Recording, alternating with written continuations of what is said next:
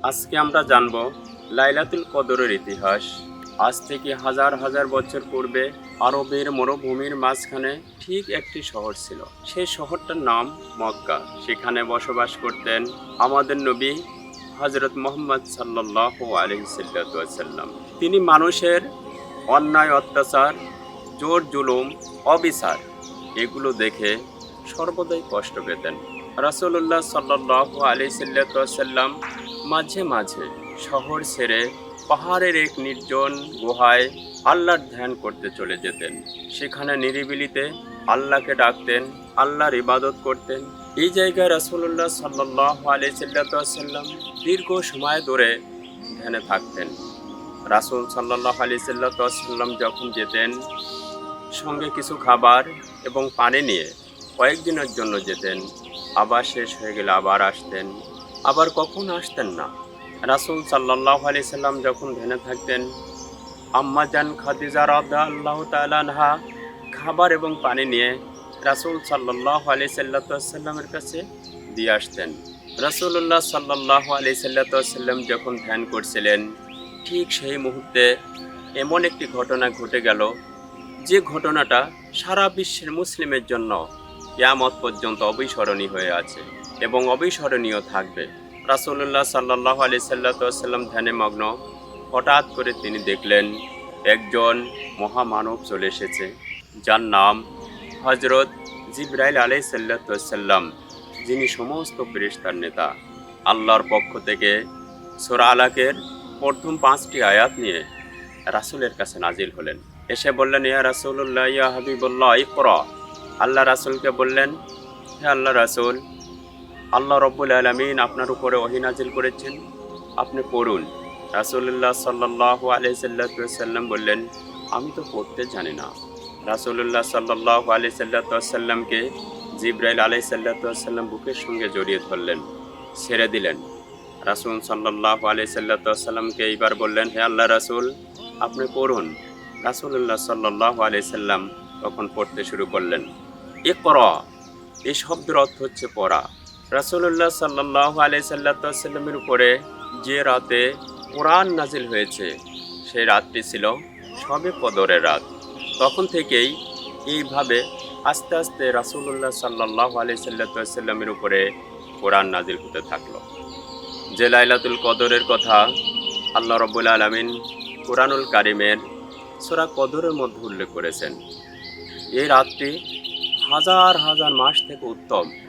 হযরত আবু হুরায়রা রাদিয়াল্লাহু তাআলা আনহু হতে বর্ণিত, তিনি বলেন, রাসূলুল্লাহ সাল্লাল্লাহু আলাইহি সাল্লাম বলেছেন, যে ব্যক্তি লাইলাতুল কদরের রাতে রাত জেগে সারা রাত ইবাদত করবে, আল্লাহর বন্দেগী করবে এবং আল্লাহকে পাওয়ার জন্য ধ্যানে মগ্ন থাকবে, আল্লাহ রাব্বুল আলামিন তার পূর্বের সমস্ত গুনাহগুলো মাফ করে দেন।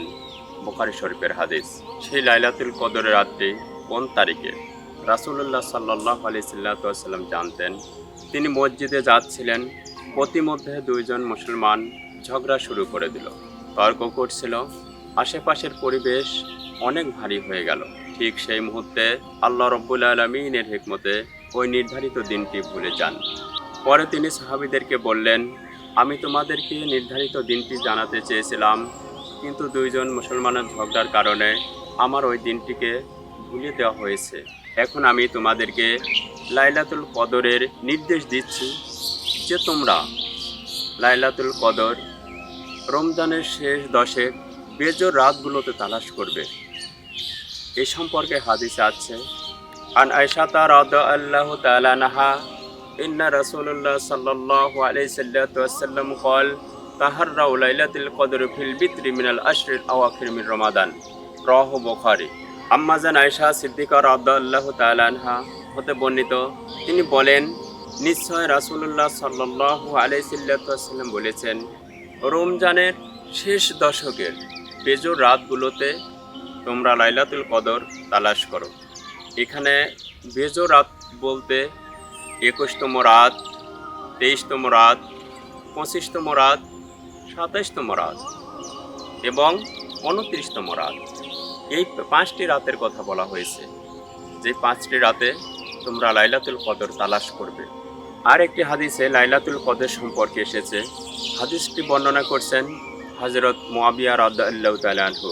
আন মুআবিয়া ইবনে আবি সুফিয়ান রাদিয়াল্লাহু তাআলা আনহু আনিন নবী সাল্লাল্লাহু আলাইহি সাল্লাম ফি লাইলাতুল কদর ক্বালা লাইলাতুল কদর লাইলাতু 27 রাহু আবু দাউদ শরীফের হাদিস।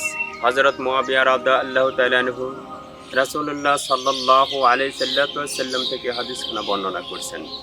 ক্বালা লাইলাতুল কদর সম্পর্কে বলছেন, লাইলাতু 27, লাইলাতুল কদর হচ্ছে রমজানের 27 রজনী। বাংলাদেশে যখন মাহে রমজানের 27তম রজনী আসে, তখনই আমাদের দেশের মুসলমানেরা ইবাদত করার জন্য, লাইলাতুল কদরের রাত পালন করার জন্য, ইবাদত করার জন্য সবাই সমবেত হয়ে মসজিদে চলে যান। গুনাহ মাফের জন্য কান্নাকাটি। কেউ তামাম জীবন ধরে গুনাহ করেছে, গুনাহ মাফের জন্য কান্না। মসজিদ যেন এক কান্নার রোলে পরিণত হয়ে যায়। রাত ভোর ফজর পর্যন্ত সব মানুষ রাত জেগে জেগে কান্নাকাটি করছে, শুধু একটাই পাওয়া, আল্লাহ যেন তার জীবনের সমস্ত গুনাহগুলো মাফ করে দেন।